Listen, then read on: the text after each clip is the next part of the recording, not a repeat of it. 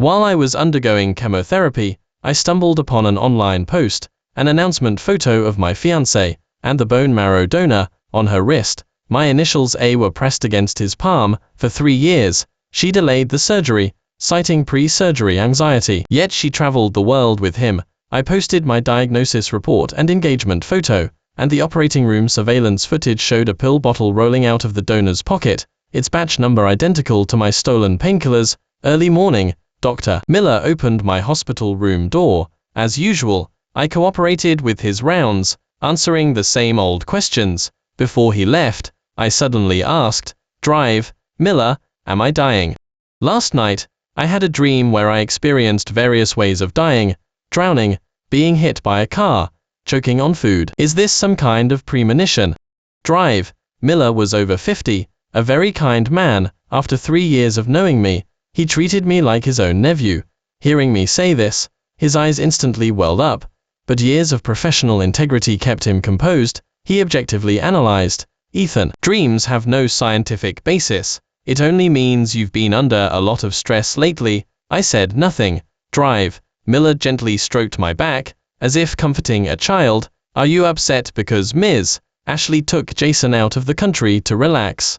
I nodded in admission. Jason said he had pre-surgery anxiety, so Ashley took him to Mount Aspen to watch the sunrise. It's said to be a sacred place, where wishing upon the first ray of sunlight, breaking through the clouds, can heal all ailments. I had never been. Every day, I could only look out the hospital room window at the same monotonous view outside. It felt incredibly unfair. Drive. Miller comforted me. "They won't be gone long." Ashley said that once they return, the surgery can proceed. After you recover, you can go anywhere you wish. But I had heard those words over 100 times. It'll be fine once Jason finishes his studies. It'll be fine once Jason gains weight. It'll be fine once Jason overcomes his psychological burden. It'll be fine once Jason, from the moment he voluntarily agreed to donate bone marrow. There were endless excuses for delays. I was trapped in this confined space, waiting for them to give me a chance at rebirth. 3 years had flown by. Now, I didn't want to wait anymore. Drive. Miller, how much time do I have left?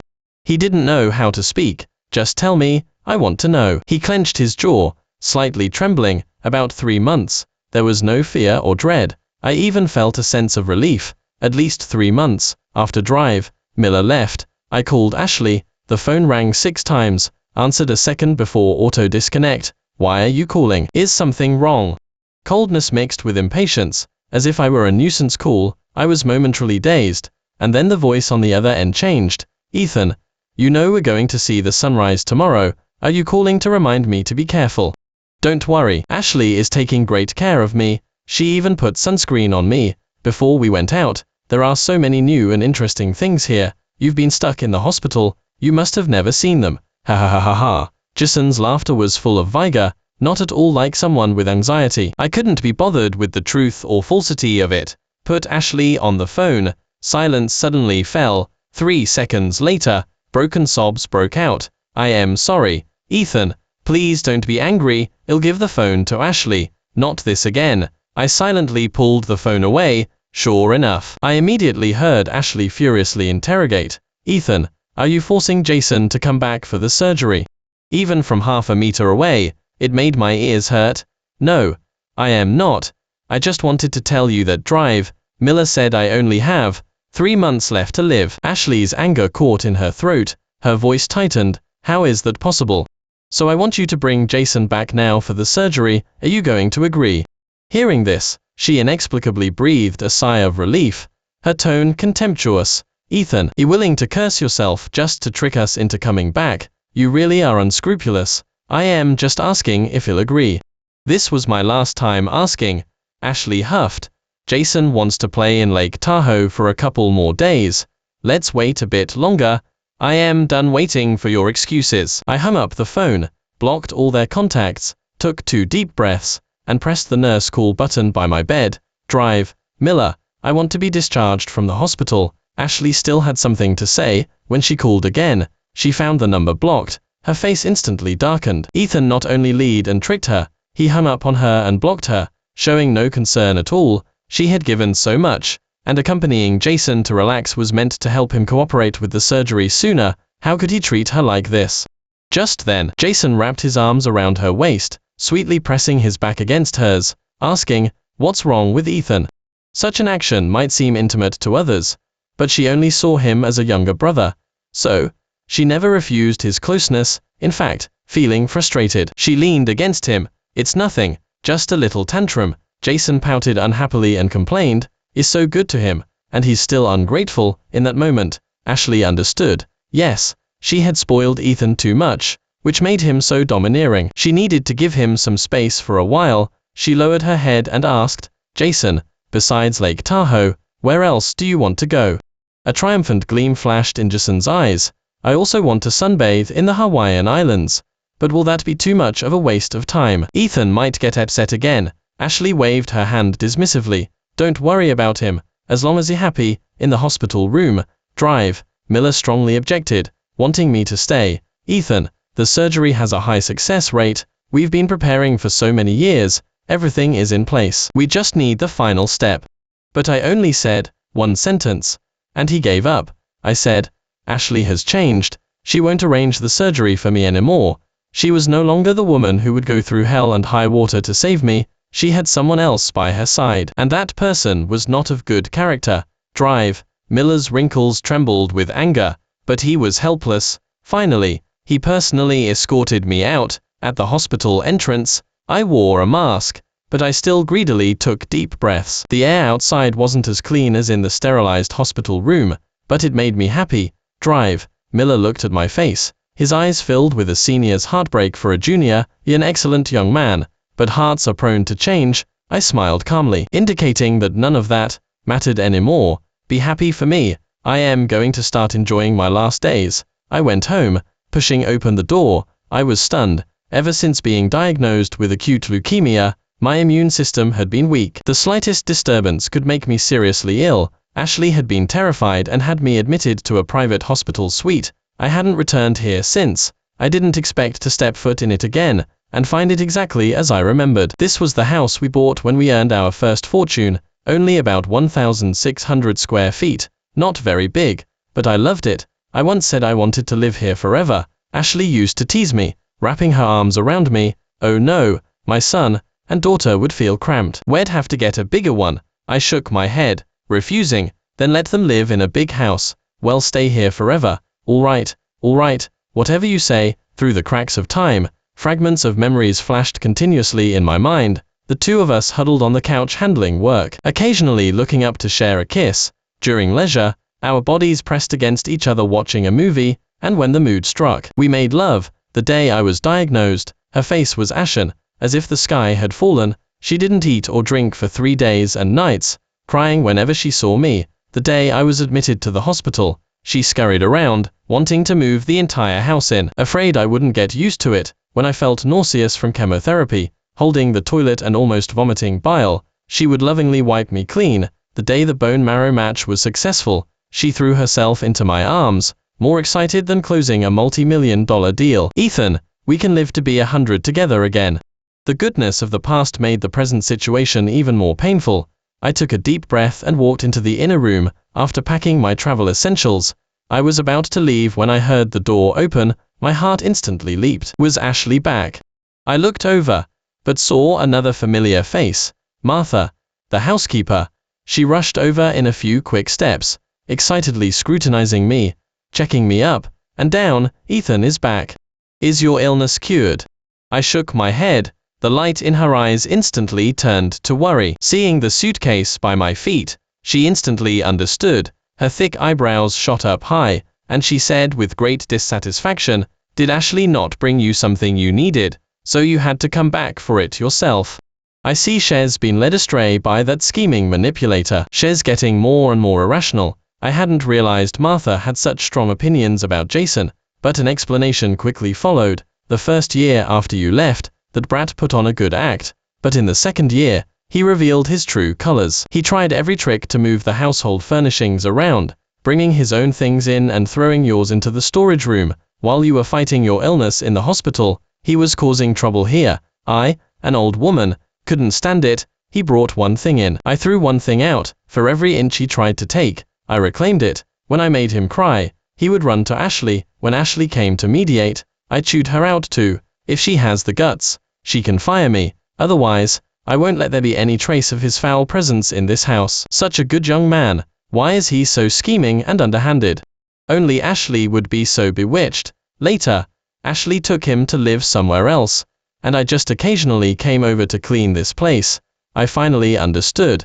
It turned out Martha had protected this house, not Ashley. That small warmth in my heart completely dissipated. Before leaving, I told Martha they could do whatever they wanted with the house from now on. You and Ashley broke up.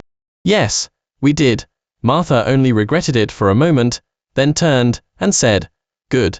When you recover, I'll introduce you to pretty young ladies." I smiled, accepting the elder's kindness, and got into the car. As she watched, after buying my ticket, I waited quietly for my flight. I watched people come and go, some parting, some reuniting. Finally, it wasn't just the sunrise and sunset outside a hospital window. Suddenly, my phone vibrated incessantly, messages crowding in one after another. Ashley and Jason were already blocked. Drive, Miller and Martha, the two elders, had just met. I was an orphan, ill for so many years, and didn't have many friends. I tapped to open it, and found that my previous online post had gone viral. It had over 1,000 likes and hundreds of comments, all offering me comfort and cursing the female lead and the other man. "Brother, is so miserable. Praying for your speedy recovery. I am crying. God, please open your eyes and let that jerk die in place of our brother." Seconding the above. That is wasting air by living. I read each comment, touched by the kindness of strangers. Many people asked about my current situation. I replied collectively, I am not waiting for them anymore. I am going to use my remaining time to travel. Immediately after sending it, I received a private message. "Hello, have you planned where to go?"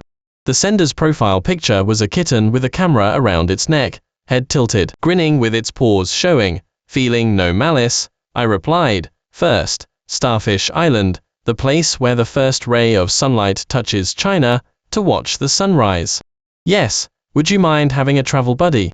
My typing hand paused slightly, just as I was about to refuse. The person sent over a dozen photos, ID photos, casual photos, award certificates, and a self-introduction video. Her name was Willow, from Capital City, 24 years old, a documentary director. She was currently collecting material, and was very interested in my story. Sweet-looking, attractive, and capable, she sounded like a fraud, but I searched online, and she was indeed real. So, I thought about it seriously, and finally agreed to her suggestion. If I died on the road, at least someone would take care of my remains before boarding. We exchanged contact information. As soon as I settled my luggage in the guest house, I received a message on my phone. It was still the kitten profile picture, sending a voice message. "I am here, but I have a lot of stuff. Can you come help me carry it?"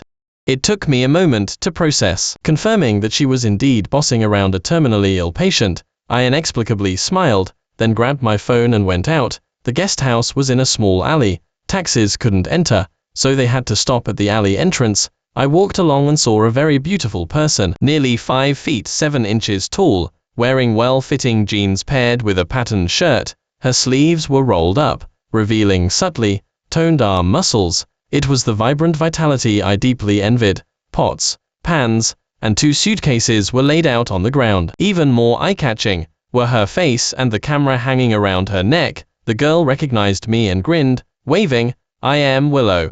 Her cheerful demeanor reminded me of the mischievous kitten in her profile picture. Likely, she was just like her owner. I walked over. After politely introducing myself, I asked what she needed me to carry. She pointed to the smaller suitcase beside her. I pushed it. It was very light, but I deliberately said, "Don't you feel guilty troubling a sick person like this?"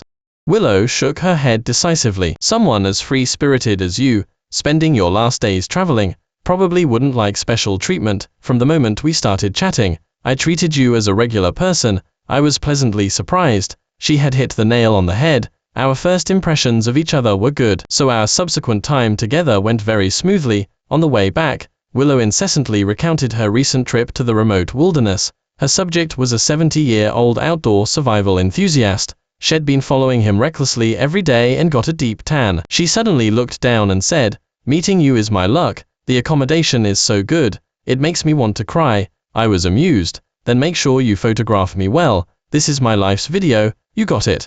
After dinner, I lay in bed, slowing my breathing to alleviate the fatigue accumulated in my body. So weak, there were still so many places I wanted to go. I wondered how many I'd managed to visit. When my mood was low, my phone vibrated. Willow asked, "Is it convenient to record now?" "It is." Willow set up her camera and sat on the sofa nearby, nervous. I shook my head. Willow raised an eyebrow in surprise. "Then how are you feeling now?" "Excited." The vitality that had been eroded by illness would return little by little, fueled by new and interesting things. Willow started by talking to me like a friend. Later, she grew more silent, her eyes even reddening. In front of the camera, it became my stage. My life can be divided into 3 parts. The first 18 years, losing my father in middle school, my mother in high school, no siblings, going to college alone, living alone. The middle 6 years, falling in love with my partner, starting a business, and making money. The last 3 years, illness and a rotting heart. Speaking of my parents, from 2 people handling the funeral, to me visiting 2 graves alone, they loved me very much, but they left too early. That's a flaw, they should fix it in their next life. Speaking of starting a business, I drank 8 men under the table at business dinners, and to have a home with Ashley, I drove for a ride-sharing service every day after work, our first fortune. I decided to buy a house. Back then, I thought, I have a home again. Speaking of getting sick, from despair to hope and back to despair, and finally, acceptance. It's probably fate. I just regret wasting so much time in the hospital room. We recorded until midnight. My body had reached its limit. Although Willow said she treated me normally, she was still startled by my pale face. Feeling worried and guilty, I maintained my last bit of dignity to see her out. When I returned, I collapsed onto the large bed, falling into darkness in less than 3 seconds. The next day, I opened my eyes. It was already noon. I had slept for so long. I tidied up and pushed open the door, startled by an unidentified lump sitting by the doorway. Looking closely, I realized it was Willow. She saw me come out, slowly stood up against the wall, and let out an almost imperceptible sigh of relief. My gaze met her bloodshot eyes, and the camera equipment on the floor. I instantly had a guess, but it was hard to believe. "You didn't leave yesterday. You stayed here all night." She tried to explain, but her brain had somewhat frozen up from lack of sleep. She stammered, "I am sorry. I wasn't looking down on you. Please don't be angry." She was actually apologizing. I didn't know whether to cry or laugh. I sighed and picked up her equipment from the floor. "Go get some rest quickly." The girl walked unsteadily, so I simply wrapped her arm around my shoulder. Feeling her stiffness, I teased, "I am not trying to take advantage of you. I just don't want to see you fall." Has a big director never dated before? Or never linked arms with a guy? She was surprisingly innocent, until a muffled voice came from above my head. "No." The awkwardness became mutual. 2 days later, Willow and I saw the first ray of sunlight of the day on Dongfu Mountain Island, as the vibrant orange-red light broke through the clouds and slowly ascended. I reached out to embrace the cool sea breeze, feeling the life still pulsating within me amidst the boundless awe. Willow aimed her lens at me, documenting my current state. I laughed without inhibition. Following my heart, I shouted to the embracing ocean, "Being alive is so addictive." I didn't notice that the woman beside me missed a beat in her breathing. After the sunrise, the sky became bright. I directed Willow, stand still, it's time for me to show off my skills." She put away her bulky camera and obediently listened, but after I finished, I was greatly disappointed in myself. How could such a sunny and cheerful person be photographed by me looking like a complete dork? I wanted to delete them, but Willow quickly stopped me. "Don't you dare delete them. Send them all to me."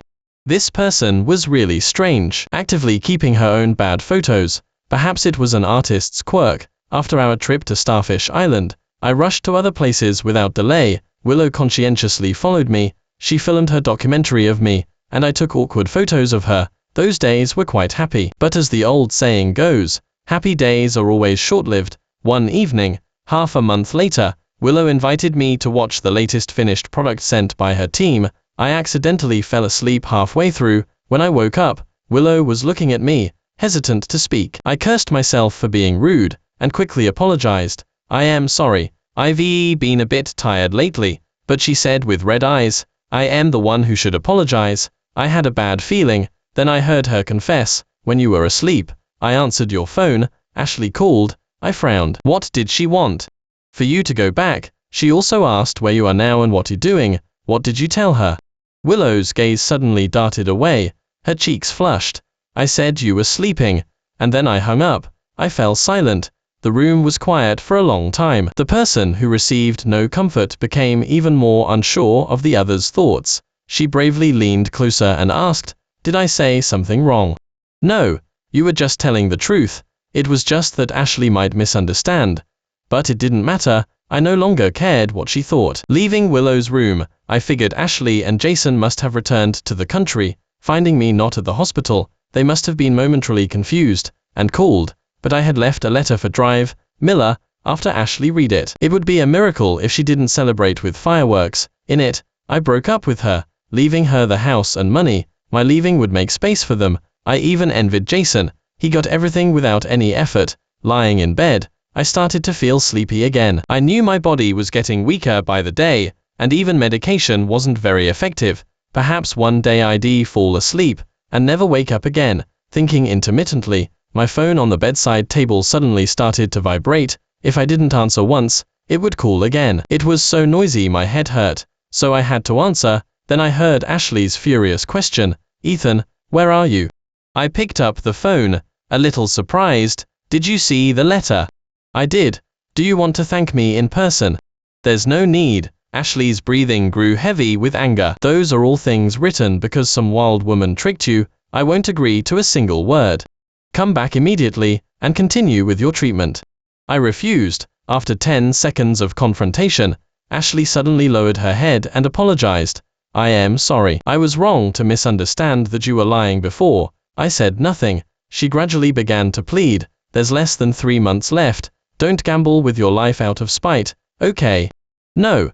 There was a loud crash from her end, like something breaking, accompanied by a man's apology. Jason was there too. I suddenly changed my mind. I can come back, but you must arrange the surgery, have Drive, Miller notify me. Ashley had no other options and quickly agreed. Okay. I calmly hung up the phone, unable to resist a cold chuckle. For a while after this, she would likely witness how a seemingly understanding young man could change face. Ashley breathed a sigh of relief and looked at Jason. Over the years, she had taken good care of him. From being burdened by gambling debts and malnutrition, he was now ruddy-faced and healthy, completely fit for surgery. She believed this brave and upright boy was also ready. Jason, Ethan will be back in a couple of days, and then we'll proceed with the surgery. But she waited a long time and didn't hear a yes. Doubt slowly crept into Ashley's mind. She urged, Jason. A ruthless look flashed across Jason's face. Then he buried his head in her arms, shedding tears. Ashley, I am a little scared. Ashley patiently comforted him. Don't be afraid. It won't hurt. Just close your eyes and it'll be like falling asleep. Jason lifted his wet, puppy dog eyes, still wanting to struggle, but she cut him off forcefully. Enough. Ethan can't wait any longer.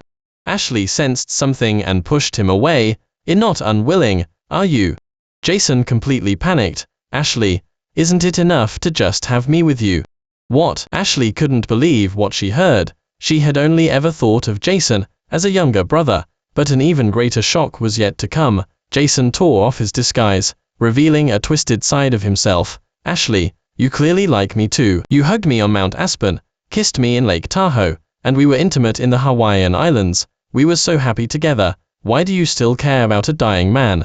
I know you feel guilty about Ethan, so I can wait for him to disappear, and then we can be together openly. I am younger, more vibrant, and I love you more and understand you better than him. Shut up.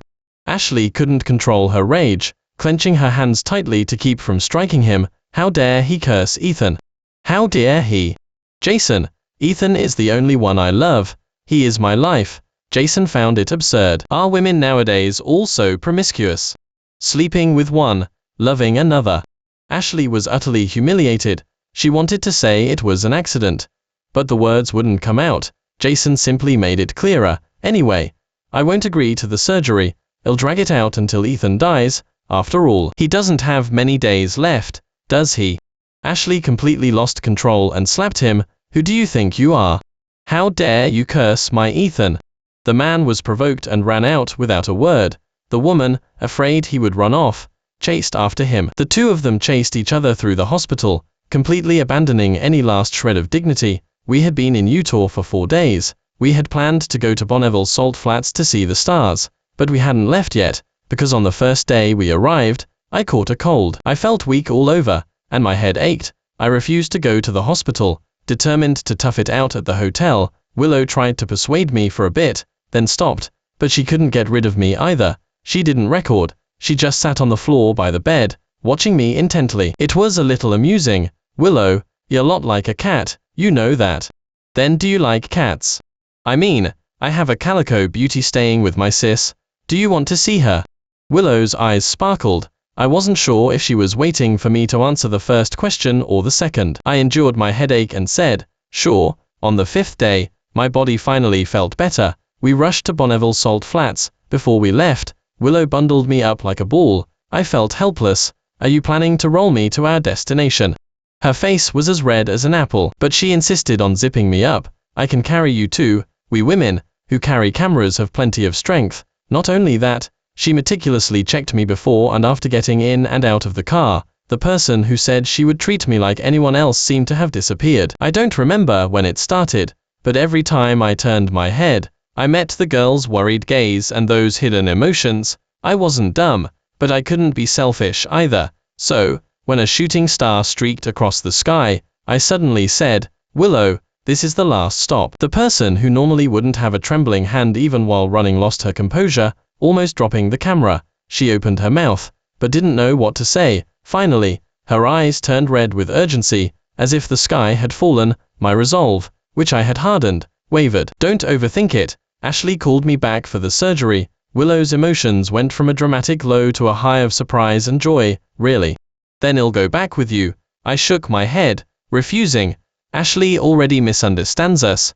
If you come back with me, it'll be even harder to explain. Willow pursed her lips, her gaze deepening. The starlight and moonlight illuminated the overflowing affection of the woman. I awkwardly averted my gaze. Given the situation, Willow's heart was set like stone. She simply disregarded everything and said, she didn't misunderstand. I want to pursue you. Another shooting star streaked across the sky, so beautiful it made my heart pound. Don't be nervous. If you don't want to see me right now, I can reappear after your surgery. My first instinct was to deny it. I didn't not want to see her, but logic stopped the impulsive behavior, replaced by a stiff nod. Before we left, we took photos as usual. First, single shots, then double shots. For the first time, Willow boldly wrapped her arm around mine, leaning her whole body against me. I indulged myself and accepted, but I didn't expect that in the last second of the countdown, a slender shadow darted up. Willow stood on tiptoe and kissed my mask. I stood motionless, my heart drumming like a war drum. The camera clicked in the distance. At that moment, the stars in the sky were like a cluster of tiny eyes, watching everything happening on the ground. When I saw Ashley again, I almost didn't recognize her. She was emaciated, her eyes dark, looking like life had sucked the soul out of her. It seemed Jason had put her through a lot, but this wasn't worthy of sympathy. Instead, it seemed laughable. Ashley, why are you still looking for me? If I die, won't that just make things perfect for you too? Her eyes widened, and her emotions instantly exploded. How could I possibly watch you die? We've been together for 10 years. Ethan is the man I love most. I couldn't help but laugh out loud. Did you think that, when you were sleeping in the same bed with Jason? Her face instantly turned pale. She opened her mouth, and it took her a long time to squeeze out a wronged reply. I had been drinking that day. He took advantage of me. When I was drunk, it was an accident. I was so speechless I just wanted to roll my eyes. I simply pulled out my phone, opened that online post, and showed it to her. All the covering cloths were torn away, layer by layer, exposing the disgusting, filthy, stinking things in broad daylight, for all to see. You think you're a poor woman who was forced into bed. Wrong, Ashley. You're not innocent at all. Jason could have been cared for by professional nurses. You insisted on taking care of him yourself. You fed his ambition little by little, indulged him as he grew increasingly presumptuous, and gave him the delusion that he was invincible. You grew tired of me, sickly, boring, and holding you back, and turned to like Jason, who is healthy, clingy, and brought novelty. Ashley stared at me, Her eyes filled with disbelief. But every word I said was powerful and undeniable. She finally lowered her head, covering her face and sobbing, "I am sorry, Ethan. It was my fault. I was confused. But I can't live without you." I closed my eyes and turned my head away. She had changed now. Her crying only made me irritable. After a long while, Ashley finally stopped crying and making a fuss. "Ethan, do we really have no chance at all?" "No," I nodded. "Besides, I am dying soon." Really, her last shred of hope was completely shattered, revealing a smile uglier than a cry. "Okay, even so, I hope you can live." 3 days later, I received a private message from her. "The surgery is scheduled for 1 week from now." I knew Ashley would find a way. I had kept that online post for a long time, and I hadn't brought myself to click the final button. That was my last bargaining chip. The last part of the post was hidden content, visible only to myself. It documented all the details of Ashley and Jason's affair, complete with photos and identity information, just one step away from being publicly exposed. I didn't know how she forced Jason to agree, but I no longer cared. Finally, I lay on the operating table, ready to welcome a new life that had been delayed for too long. The surgery was very successful. When I regained consciousness, Miller stood by my hospital bed, tears in his eyes. "I knew you darn kid weren't meant to die." I smiled weakly. "This is just the first step. There's still a long way to go with treatment and observation. Full recovery was still far off." Miller feigned anger. "Are you the doctor or am I?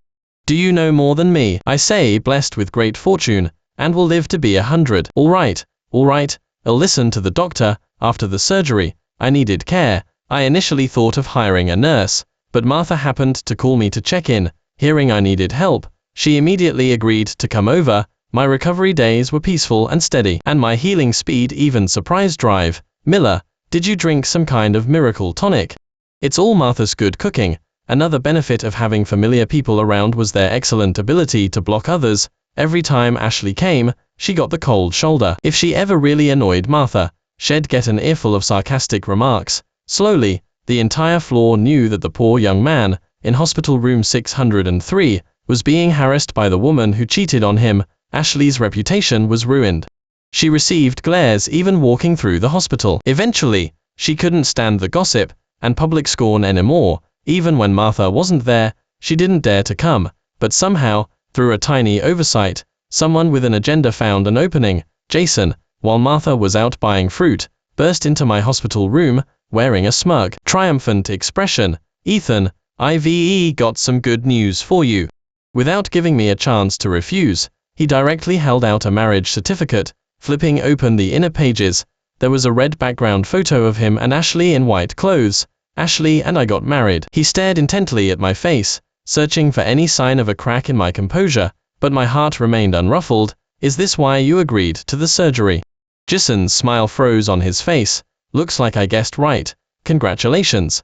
You finally got what you dreamed of by any means necessary." Jason's face twisted for a moment, and his voice turned sharp. "What nonsense are you spouting? My sister married me because she loves me. I am in a good mood, so I am granting you a way out." These two lunatics are quite similar in some ways when they are ranting. Their bickering makes my ears ache. I calmly ushered him away. "Are you done talking? Can you leave now?" Jason stood motionless, then suddenly burst out laughing. He reached out and snapped the fresh, beautiful Lysianthus on the table, then threw it to the ground and stomped on it. "It doesn't matter what you say, you have nothing now anyway, so just live your miserable life." Watching the petals scatter across the floor, a quiet anger burned within me. I decided to tell him something he was only meant to learn later. "Who says I have nothing?" Jason turned back. Confused, I said slowly, word for word, "Ashley signed an agreement with me before the surgery. After the surgery is successful, all her assets will belong to me. Thanks to both of you, I am not only healthy now, but also very rich." Ashley had actually begged me to sign it, promising she'd uphold her end no matter what. Honestly, I was a little scared then that I'd survive but lose all my money. Fortunately, I'd prepared thoroughly. After I provoked Ashley, she returned to our old home in a fit of rage. I had Martha quietly go over and plant the final seed of doubt in her mind. When Martha returned, she gave me an okay sign. I knew it was done. She said Ashley was sprawled on the sofa, reeking of alcohol. clutching our old engagement photo. The TV was looping the last documentary, the one Willow filmed for me. On screen, I was teary-eyed, recounting my 10-year story with Ashley, my voice both tender and desperate. On the coffee table was an agreement, originally hidden behind the photo, that Ashley had written 10 years ago for us in the future. She had written it the night I shielded her from the car accident. That year, we were out on business, when a truck lost control and crashed towards us. In that moment of danger, I protected her with my body, breaking several of my own bones. She knelt before me, crying and promising, if she ever betrayed Ethan, she would leave with nothing. I'd known all along that unless she was willing, I wouldn't get much money, so, stepping back was a way forward. Why should they get my money? Jason's expression became a spectacle, first stunned, then shocked, and finally, only panic remained. Impossible. You. His hand, pointing at me, trembled relentlessly, as if he wanted to tear me apart. I asked with a smile, why are you so agitated? You just love Ashley, not money, right? Jason suddenly collapsed to the floor, clutching his chest and gasping for air, like someone drowning and suffocating. I pressed the nurse call button. Soon after, a nurse arrived and took away the person who was about to pass out. He had already been discharged from the hospital early, and was so eager to get his marriage license without fully recovering. Of course, a shock like this would be too much for him. What a shame about my flowers. Willow had sent them. Willow, someone ruined your flowers. The message sent, and a video call came through the next second. I looked a bit haggard, and hadn't shaved. After a thought, I switched to an audio call. Willow sounded displeased. Why won't you let me see you? Do you want to see the flowers or me?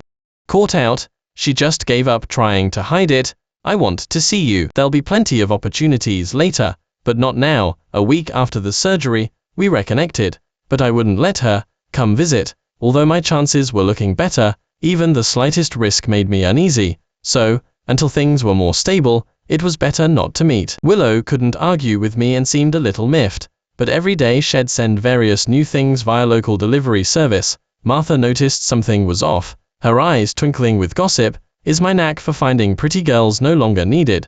I blushed, unable to speak. Another half-month passed. Drive. Miller analyzed my physical examination report with a smile, saying the recovery was highly optimistic. In a few days, we'll do another full-body checkup. If everything is clear, you can be discharged from the hospital. After that, just take your medication on time and have regular follow-up appointments. The huge weight lifted from my heart. After thanking Drive, Miller, I left. As I passed the hospital's small garden, I saw a familiar face. It was Ashley. She was surprisingly in a wheelchair. Staring blankly at the scenery, I wavered between curiosity and curiosity killed the cat, but she spotted me first. Ashley awkwardly maneuvered her wheelchair over, getting drenched in sweat, but she looked incredibly surprised and pleased. Ethan, are you here to see me? I answered decisively. No, I was just passing by. There's nothing more awkward than someone who assumes too much. Ashley's smile was more painful than tears.